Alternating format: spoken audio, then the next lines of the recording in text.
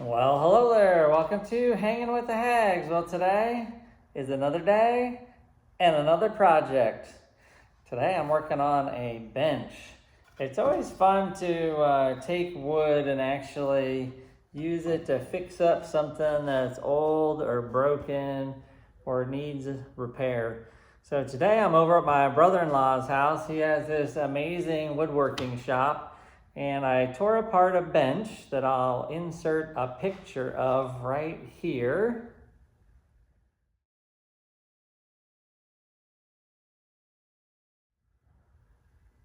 And that bench has been out at the lake house for, I don't know, a really long time. And the wood was looking a little rough. So here's what it kind of looks like. It's very old and rotten and was literally falling apart. So I scavenged through the garage at the lake house. I got some wood here, and today I'm just ripping some boards down to the right width. And then Corey's got a planer and a sander. So I'm gonna bring this wood back to life, and we're going to rebuild a bench out at the lake house. So another day, another project.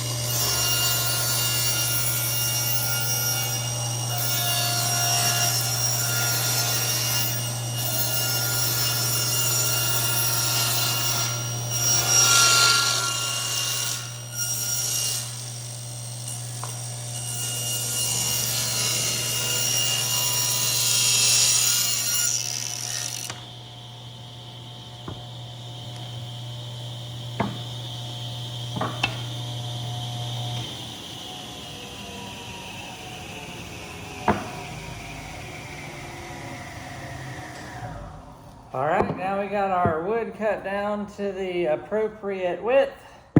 So now we gotta do a little bit of planing just to get a nice finish on these pieces. And then I need to figure out what kind of stain I'm gonna use.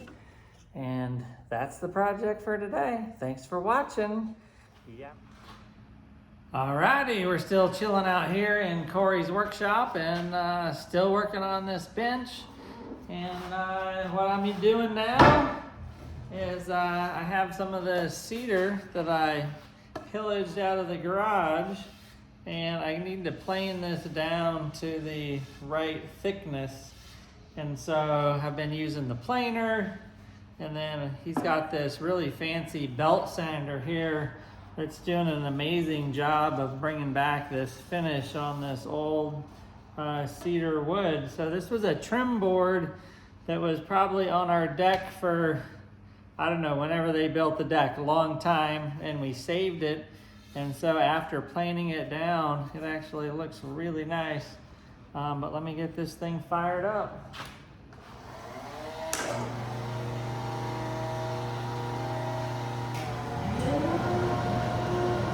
He's got a vacuum system going, so that's why it's a little bit louder than before. And I'm just gonna run these boards through.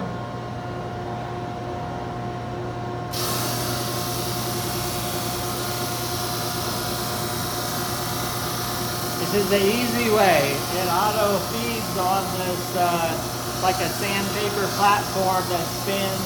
You can control the speed, and then it's got a huge belt sander inside of this unit here.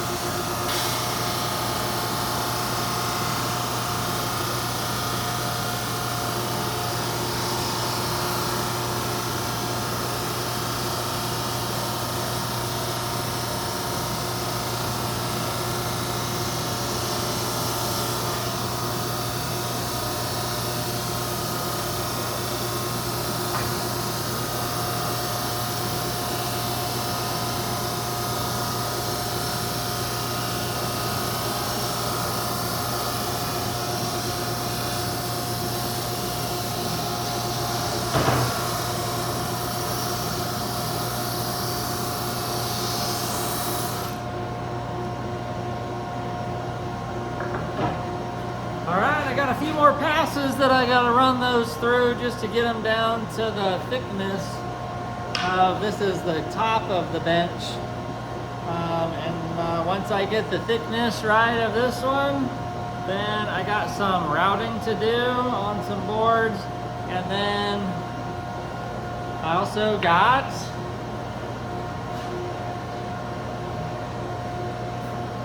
two by sixes. So this is for the barge deck rails. I got 2 more deck rails to do. So I figured as long as I was coming over to hang out at the shop and get this other stuff done, might as well bring these with me. I gotta round these over, and then we're gonna do the Sugibon technique on these, which is the burning and staining. So super excited to get another project done. Thanks for watching. All right, we're still out here in Corey's shop. We're getting close. So here's my piece of cedar that I am repurposing. So I got it ripped on the table saw to the width that I need. I got it planed down to the thickness that I need. I used the this big sander here to just kind of hit the ends to get those ends cleaned up a little bit. I don't know what kind of sander that is, but yeah, that does really well. And then the last thing is I gotta sand down this whole edge. And so what I'm using is this little pole sander. So here goes nothing.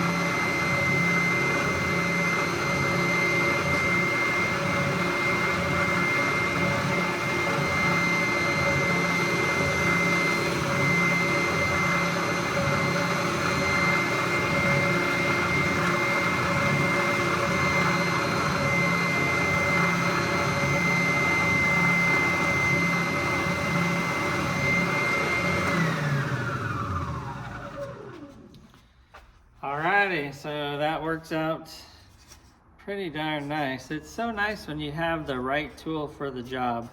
It just makes things so easy. So that's it. I got 2 routers that I got to do on this. One for the upper part and one for the lower seat. And then these will be done. Thanks for watching. Alrighty, so now we're over here on the router table. So he's got a lot of routers, but I certainly prefer the one that is inset into the table. It just makes things a lot easier. So I took this little scrap piece of wood and doing a little practice. So as you can see, I'm just doing a little round over. That's all I'm doing. And I'm gonna start with the lower part. So this piece of wood here, this is for the lower part of the bench. And so I'm just gonna run this through the router so that we have a nice little edge on the front for your tushy. All right, here goes nothing.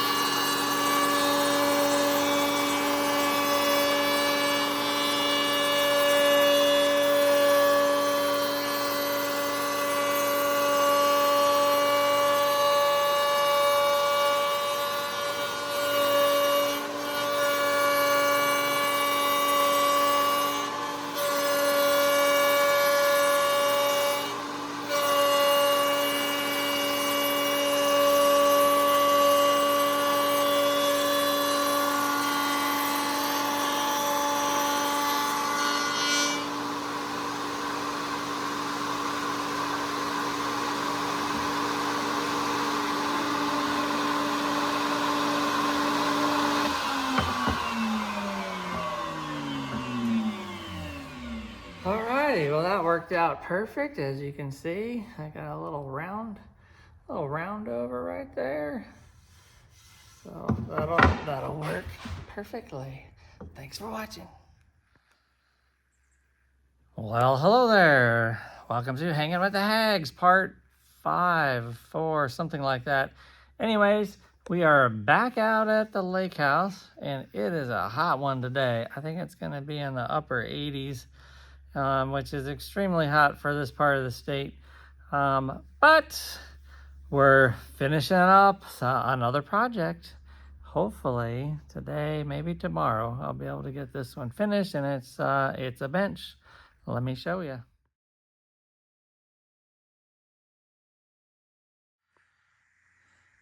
So that was a picture of what the bench used to look like. And so I have some reclaimed cedar here that yesterday I cut up in my brother-in-law's workshop in Manchester, Washington. He's got an awesome workshop, every tool that you need, sanders, grinders, all kinds of stuff.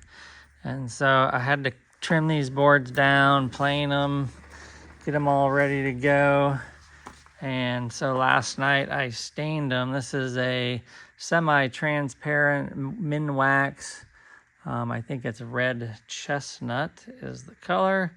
And then today I got one coat of polyurethane on it.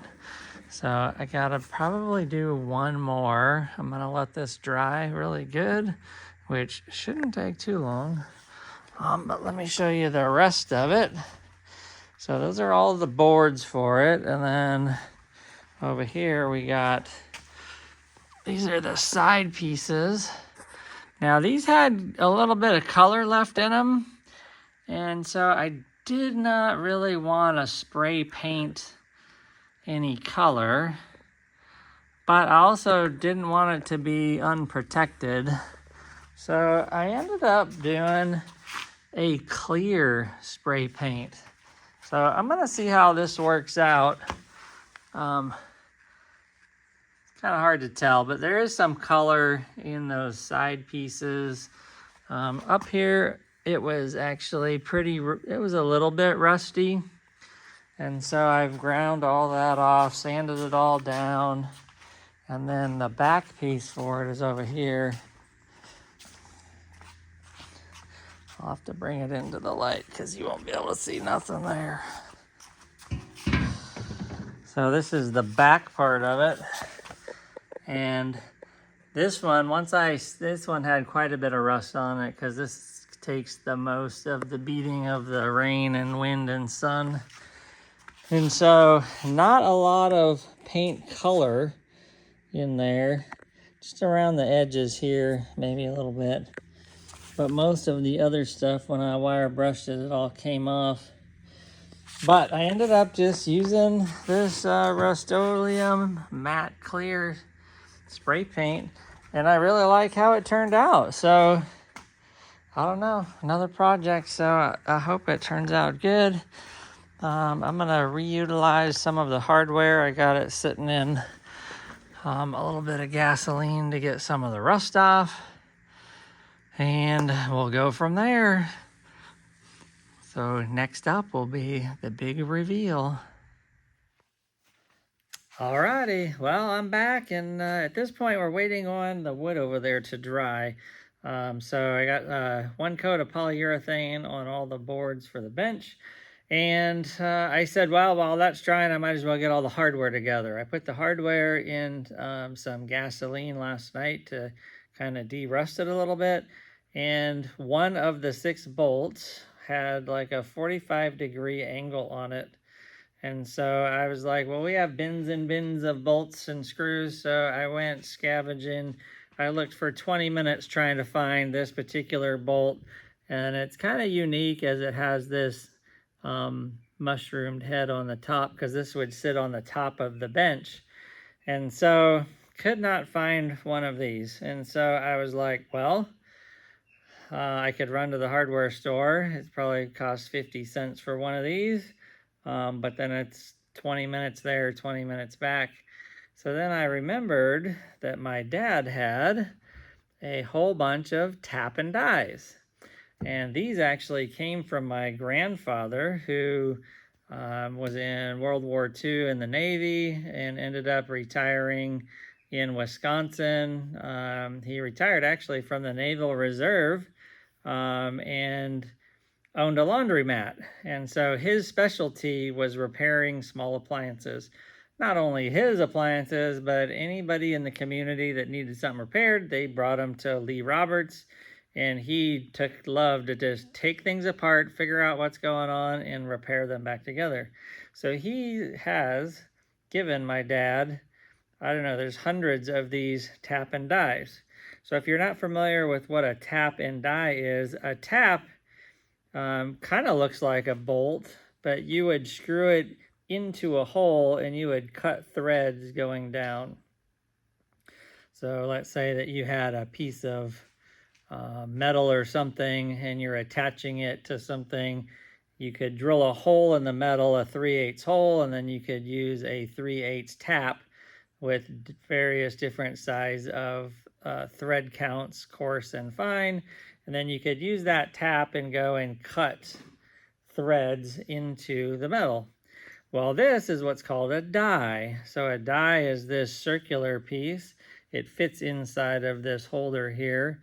And these circular pieces are the diameter of whatever the bolt is that you're trying to put threads on, or clean up threads in this case. So this is a quarter inch die. It gets inserted into this lollipop looking thing with one of these set screws. And the cool thing about this is when I straightened the bolt out, it's a little bit angled still, but when I straightened it out, of course, the threads got all janked up. And so how you fix that is you get the bolt head in here and you have your die, and you just start putting this on the very top. And as you start going, you start cleaning up the threads that are on there. And so as you get to some resistance, you kind of back it off a little bit and then do another turn. And then what eventually happens is this actually cuts through all of the existing threads on the bolt and cleans it up so that you can actually take your nut that you couldn't put on the bolt because the threads were all buggered up, and now you can bolt on, or you can nut on, put the nut back on the bolt. So instead of running to the store and getting a new one, I said, well, I guess we'll figure this out. It took about 10 minutes to figure out what size it was, and then look through the various bins of dies to figure it out. Well, there we go. So, and now you can see we got some good threads on the end of that bolt. And now we can take our nut, and it goes on just fine, just like that. Okay, so now I gotta wait a little bit longer. I got one more coat of polyurethane, and then hopefully this evening it's to the assembly phase. Thanks for watching.